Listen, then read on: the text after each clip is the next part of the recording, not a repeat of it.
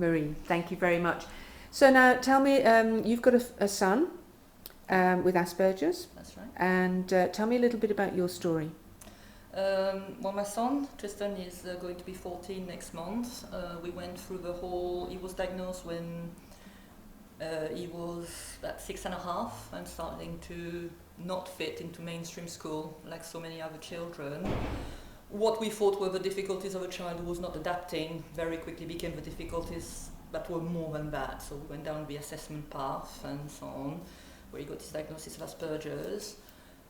The more I was reading about it, the more I was finding that Tristan's needs, the environment was causing a lot of his issues, and that the more, it didn't matter how much you approach the autism side of things, if the environment was wrong, it was never going to be right.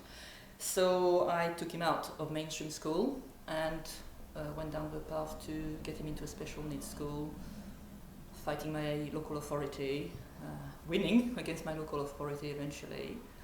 And we're now at the stage where we need a school which is close enough that it won't cause him so much stress. Tristan is actually 6'1", sorry, at the age of 13.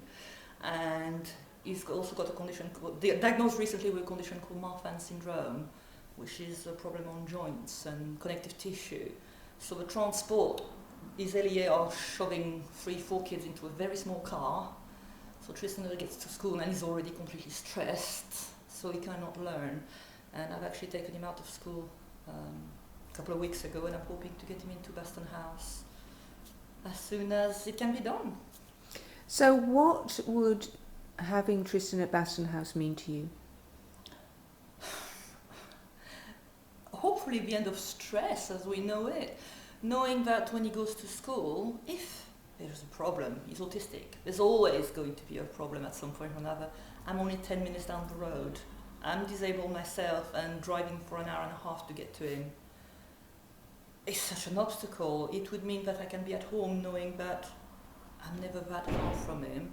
It means accessing a curriculum which is tailored hopefully for him, for his needs, to his interest. Just tailoring the system to him instead of the system, him being expected to fit into the system.